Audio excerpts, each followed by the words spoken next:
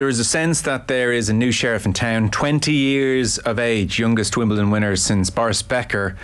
Carlos Alcaraz beat Novak Djokovic 1-6, 7-6, 6-1, 3-6 and then 6-4, and charmed everyone, I think it's fair to say, as well in his post-match interview. Very popular winner. Very happy to say popular guest on the show is Luke Jensen. He is with us. Hello, good to talk to you again. What's going on? Big Joe, that's some serious head salad you got going there. I'm very jealous. That is some good hair. That's a head of hair. Oh, listen. Fantastic. I'm tinning. There's a sunroof developing. I'll enjoy it while I have it. That's right. You got to do it. You got to keep it. Hey, this was something, wasn't it? I mean, in this neck of the woods, the BBC audience hit 11.3 million, throw in another 4 million on the player.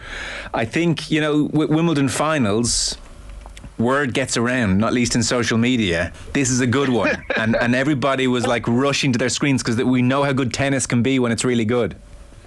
When you have some major royals there, James Bond, Brad Pitt, it's a big deal.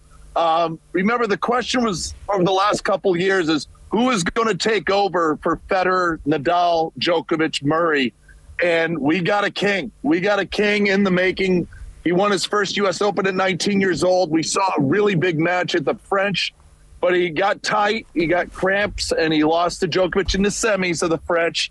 But boy, he wins Queens, and that's always an indicator, right? We've seen the best of the best when they win the Queens Club event on grass. That usually is kind of like the future Wimbledon champion.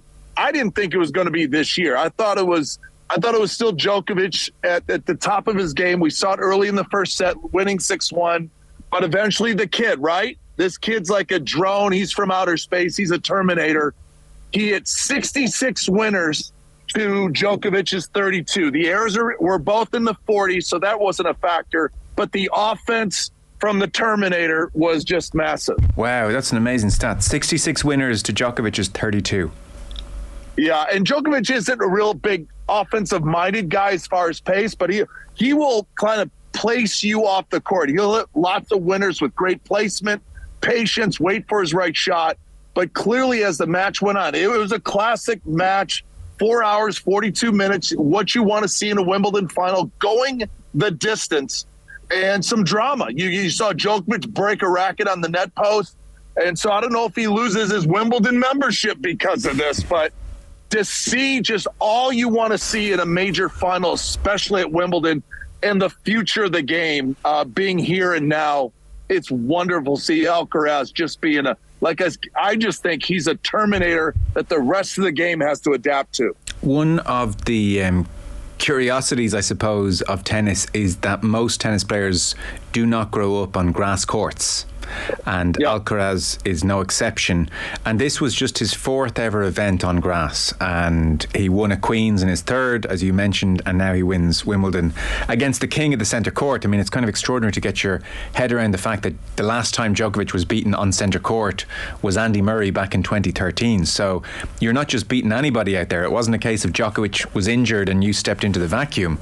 To do that on grass in his fourth event, that is super impressive. Even Djokovic joked afterwards in the post-match interviews that he kind of thought grass wouldn't be an issue for another couple of years yet. He's like, I know your trouble elsewhere, but I thought I had you here. Well, I just think he has that growth mindset, Alcaraz. He's had a front row seat being a Spaniard to watch Nadal grow from a clay court player to an exceptional all-court player, and he's won some Wimbledon titles too. So he saw a pathway, what is possible. And to have Nadal on speed dial, to have your coach, Juan Carlos Ferrero, who's one of French and one of the top players in the world in his day, and be able to transition, because Juan Carlos got to the finals of the U.S. Open. So you got a lot of people in your camp on speed dial to tell you how to transition your clay court game, a slower court game, to a fast court game. To me, the thing that really jumped out to me is his composure. He lost the first set. He didn't panic. He was down a set point to go down 2-0 in the tiebreaker in the second set. Didn't panic, and he pulled that out. Then he gets on a run. They're just trading blows back and forth, and you're absolutely right. I mean, a lot of people were saying, who are you going to take in this in this final, and I was like, how do you go against Djokovic, who hasn't lost on this court in 10 years? He hasn't lost at Wimbledon in 5. The last time he lost was on court 1 to Sam Querrey. It was just phenomenal. To me, you just start to see how the game is evolving with speed, power, mental toughness. And this kid really has every punch. And now it's up to the rest of the field, the rest of the young guys. How are you going to adapt your game mentally, tactically, and physically to battle that? And, of course, Djokovic isn't going away. Like, he's not riding off to the sunset. He's going to re-gear up. He's going to gear up in every aspect and go, how do I beat Terminator? Yes. You mentioned their mental toughness, and I think that's an area with Alcaraz worth pausing on and us teasing out for a minute, because at the French Open in that semi-final, which again was billed as a potential changing of the guard, Alcaraz didn't really show up, and that was publicly, at least, that was put down to body cramps and fatigue caused by the nerves. He felt that occasion, and body cramps ensued, and he didn't perform. So that's really interesting, because we're not therefore talking about somebody who's too young and stupid to know where he is and the significance of it. He's not young and fearless, clearly. Yep. And what's so impressive is, like, we're only talking a month later. There's every chance in like mere mortals that semi-final experience would leave scar tissue, and we're talking centre court and Wimbledon and the Spanish king there, and the whole world is watching him, and he loses the first set 6-1. It's like, this is like mortification. Now, at 20 years of age, that is mental toughness. All of that circling around, that is super impressive, Luke. Yeah, he's a special kid. Remember, he's the youngest number 1 in the world in the history of open tennis that started in 1968. So imagine all the greats that we've been watching come through Wimbledon and come through the game, and he's the youngest. And he still has room to improve. That's the scary part. He didn't serve a lot of aces. He didn't serve a lot of double. His serve is okay, but it's not a flamethrower. And he's a big kid. Like, he's big and strong. There's no reason, if you look at his motion, that he can't serve bigger, but it's more of a mindset. He grew up on a slow court where the serve isn't a factor. So when he starts playing more hard courts, and of course more Wimbledons and grass court seasons, he's going to start opening up more aces, more unreturnables. The forehand alone, he hits 83% of his forehands are over 90 miles an hour. Now, that is massive. And so how do you defend against that? How do you play against that? It'll be very interesting, especially Djokovic, how he kind of gears up his game, because he's a mad scientist. He's going to try to figure out a formula to battle that at the U.S. Open. And give me some context on that. So 83% of his forehands over 90 miles per hour. What's your average top 20 guy doing? Like 73, 74. You're not redlining. Most of the, you look at like Djokovic, he's like mid to high 80s, but most of the players from the ground are looking to put the ball in play and wait for an opportunity. Alcaraz is looking to create an opportunity every time he has a touch on the ball. So whether it's a forehand or backhand, he could absolutely hit a winner from any part of the court. And then you add his foot speed in, and he's got this brilliant drop shot, right? You see him use the drop shot a lot. So if he drop shots you and you don't hit a good reply to that, he may load up the cannon and aim right at you with a passing shot. So it's really something how it's evolved so fast, but he has a very good team around him, and he truly loves the sport. This isn't a guy that just kind of had a lot of talent, but he wants to do other stuff like an early Agassi and things. This guy wants to play tennis. He wants to be a great tennis player. He's got 2 in his pocket at 20. It'd be very interesting if he starts going on a run, because he's proven he can win on all surfaces. He hasn't won the French yet, but that's just a matter of time because it's his favorite surface. Yeah. There are times when you look at sports people and you think to yourself, geez, I'd love to be in their body and just experience that for a moment. I did look at Alcaraz and think, when the whole Brad Pitt included, and bloody hell doesn't he look good, when the whole crowd went, oh, when he would play the unexpected drop shot, and to be in his body when he knows in the milliseconds before he's going to pull that one out, he disguises it so well. I mean, it's joyous, and he did it at some kind of crucial moments as well. It wasn't just for the fun of it. No.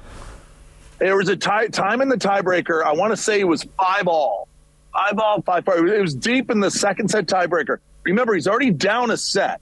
If he loses this set, he goes down 2-0 to a guy who's 7-1 in finals in Wimbledon. And so this is a critical moment. The confidence this guy shows to pull that shot out of his bag, not to mention, it's not just having the ability to hit it, it's when you hit it. What I mean by that is your opponent has to be behind their baseline because they've got to cover some serious distance. You've got to be on or inside your baseline. And he hit this very delicate forehand drop shot, ended up being a winner. And, you know, Djokovic has serious wheels and will close on that ball if you don't hit it just right. He ends up pulling it off. And you can see the combination this kid has with the power, the mindset, and then the shot selection, when to play those drop shots. It's really, I keep saying this, but it really goes to the rest of the field. What are you going to do about this? What truly are you going to do when you have to battle so many different tactics this guy throws at you? Okay, so this is the real deal. And when you talked about his serve there, and it's a mindset thing to develop a flamethrower, I presume from like a technical point of view, that won't be years and years of rigorous work. He could develop some flame relatively quickly. Yeah, I mean, we saw like big second serves in the 120s on big points. He's a clutch player. To me, it's all situational. So when you're a big server, go back to Boris Becker, Goran Ivanisevic, all these guys, Roger Federer, Pete Sampras, they knew and had the confidence when to throw the bomb, right? When to fire the missile. So you're down 15-30, I'm going to go 135, 140. Or it's 30, a big moment. You don't have to do it all the time. Serena Williams was outstanding with this, being able to wait for the right time to throw it out. You don't have to throw it every single time because you're out there for 4 hours plus sometimes. But it's just the mindset, when do I throw it? But he has such reliable ground strokes, what we call +1. So it's serve and then plus the rest of your game. His +1 is so strong that he's relied on that forever. So it's just like I said, he's a 2-time major champion right now. He hasn't even won his favorite surface major yet. That's the French. And it's just like as he grows, you know, he's going to adapt and he's going to do different things that we haven't even seen yet. But there's nothing technically wrong with his swing. It's when and how you throw the big bomb. I thought what was really interesting as well was, and it's to his credit, to be fair, how magnanimous Djokovic was afterwards, and also how generous he was in his comments about Alcaraz. I mean, I guess, to be fair, that is the culture generally in tennis. They are quite nice about each other. But Djokovic, it was put to him that people are saying that Alcaraz's style is like a really nice mix of Djokovic, Federer and Nadal. And Djokovic said, I would agree with that. I think he's basically the best of all three worlds. I haven't played a player like him ever, to be honest. Roger and Rafa had their own strengths and weaknesses. Carlos is a very complete player. I mean, like, I'm sure he didn't mean it in that way, but like it almost like read as, look, I'm done here. It's over. Like this, know, geez, this is Terminator 2 here, and I'm done. You know, and look, I'm sure he'll come back again, but that's beyond effusive there. Yeah, and at that age, at Djokovic's age, in the mid 30s, I think he's past 35. Yeah, he's 36. He is 36. Yeah, 36, and he knows there's less opportunities in front of him than behind him. Right, his glory days are over. Can he adapt any more than what he has? But it's true. It's what every player sees, what every expert in the industry sees from Alcaraz is, I just don't know how you beat the guy, because he's very consistent, he's accurate, and then he just possesses all this potential with the power. But guys will figure it out, right? You're on the tour, you watch him practice, you're looking for anything. And of course, we want him to stay healthy because he could go on one of these runs and win over 20 majors. It's very possible. He's got the Olympics. He's got to navigate now fame and fortune with people like Brad Pitt and James Bond and the Royals watching every tournament, every match he plays. He will be carrying the game. The women's side, they're still trying to figure it out. Is it Swiatek? Is it who? Yeah, everyone seems to win a major every time. Whereas on the men's side, Djokovic just says, I've never seen anything like this. And this is what we're going to see for the next 10, 15, maybe 20 years. Yeah, yeah. And it was such, like, not to underestimate his US Open, to be fair, but akin to Becker, akin to Federer beating Sampras. It was an announcement. It was an announcement on the big stage, and great players seem to have a habit of doing that for whatever reason. A question to ask you then, I always remember, it must be 15 years ago, who knows with these guys, but it was like a Time magazine were following around Uncle Tony, Rafa's coach at the time, and at one stage they were sitting, the journalist was killing some time with Uncle Tony, and some big screen at a tournament came on and we were showing slow motion replays of Federer, and Tony said, that guy there is never going to get injured, and we need to get Rafa more like that. And obviously that's easier said than done, and so approved, although Nadal has done pretty well. Where is Alcaraz on his technique and his athleticism, and how that's going to impact on his body over the next, well, let's you'd say 16 years anyway? How does he look to your eye in terms of that spectrum? I think the biggest thing when you see Alcaraz is he feels the game differently, and I think the quote you had from Djokovic saying he's got a little bit of all of us, and he incorporates it, and he doesn't look like he's stressed, but we've noticed like he's suffered from cramps in big moments. That will iron out. The more reps he gets on the big stage, in those big moments, and handling all the media requests, handling all the ticket requests, and all the sponsor. I mean, that is a job and a half. But he does have all these guys on speed dial because they respect him so much. They respect the kid didn't come in saying, I'm here to take over, right? Yeah. I'm not here to take part. I'm here to take over. And I love that quote. But he's kind and he's gentle and he high fives everybody, whether you're, a big forward player or you're a qualifier. Alcaraz is very genuine and nice. And so the way he plays, in my opinion, he feels the game with a little bit of intensity of Nadal, but he floats a little bit around like Federer. There's no one in the history of the game that will ever play like Federer. He was just different. He breathed differently, and he is always concentrating on being relaxed. And Nadal was intense, right? Nadal had to feel the game with his OCD and his bottles, and he's walking around, he's picking at his shorts and his hair. And I mean, it was attritional to the end. Yeah, and you know what? He that's why he had to take so much time off. You look at his career, there are gaps because he would get just physically worn down. Alcaraz is very efficient. He's taken a little bit from everybody, and he feels it a different way. The other thing I truly believe, he's extremely coachable. He's still a sponge. He still has this growth mindset, a life learner, all these phrases that you want to hear when you're talking about a young talent. Most talents like, I made it. I made all this money. I'm really good. I've learned it all. I know it all. He doesn't. He has this mindset where I can get better. And that's what makes him dangerous. The upgrades, the Terminator, are common. There's another interesting aspect, I suppose, in that he's 20 years of age. And you mentioned Becker, who won very young, and Agassi, who was prodigy as well. And both those guys burnt out and lost interest. Becker retired very young. Agassi played longer, but fell out of love pretty dramatically with the game and didn't exactly dedicate himself to the game at times, by his own admission. And what's been so interesting about the big four, if you want to include Andy Murray in that as well, is dedication and longevity to a fault. Andy Murray should have retired several years ago. The other three are just off the charts.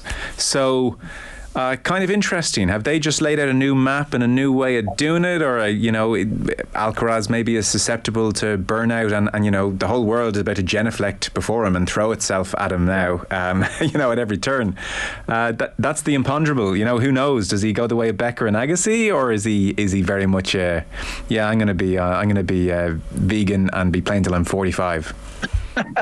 You know what? I don't know about the nutritional spot. I remember being, this was last year, Southfield Station. I was in a grocery store, and he wasn't making too many good nutritional choices in his grocery shopping. That's the benefit of being 20.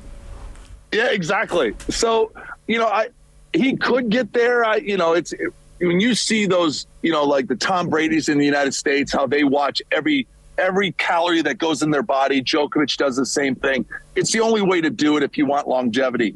I'm not as concerned right now with that as far as him being able to last on the tour.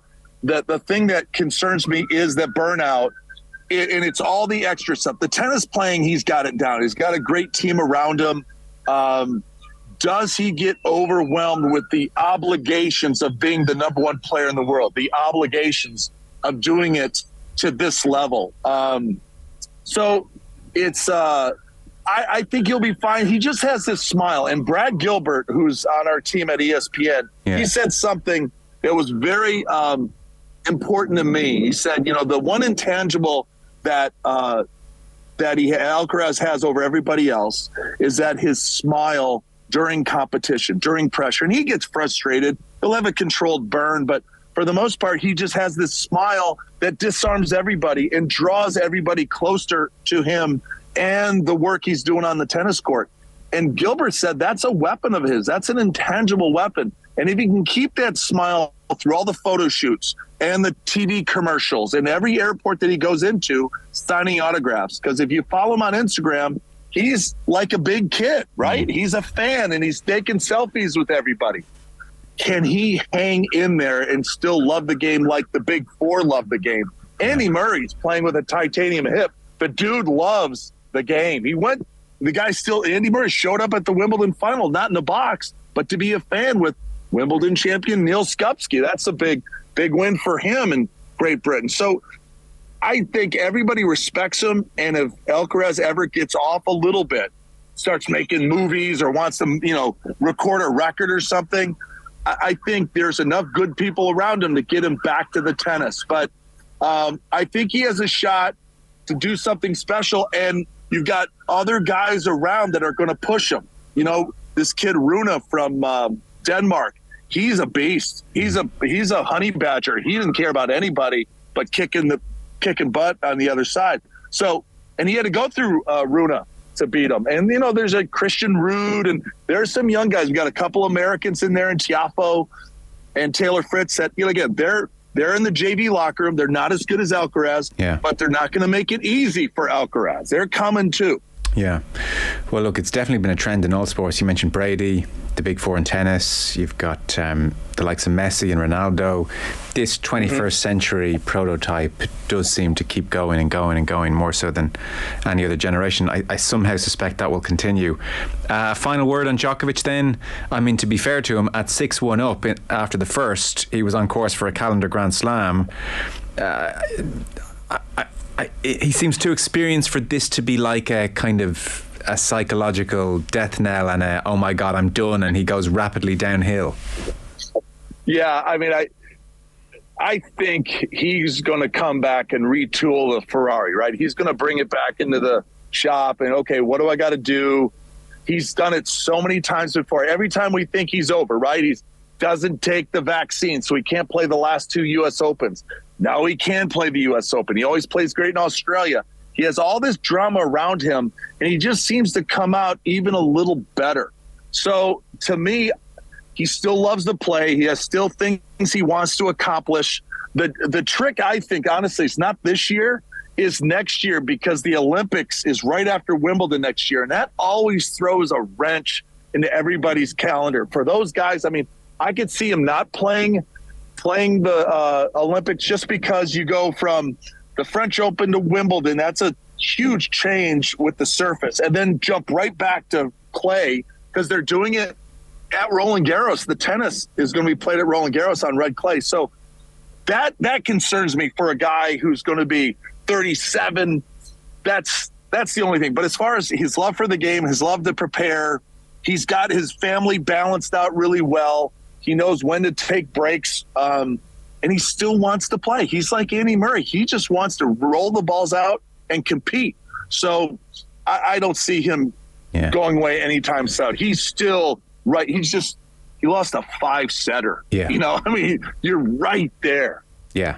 36 years old, second longest final in Wimbledon history, and I dare say he's one behind Margaret Court. I dare say he'll get to 24 and probably 25, and then it's over to you, Alcaraz. So an exciting time for the men's game. Always good to talk to you, Luke. Thank you so much. Big Joe, you're the best. Off the ball. Come on. Let's go. Luke Jensen, thank you so much.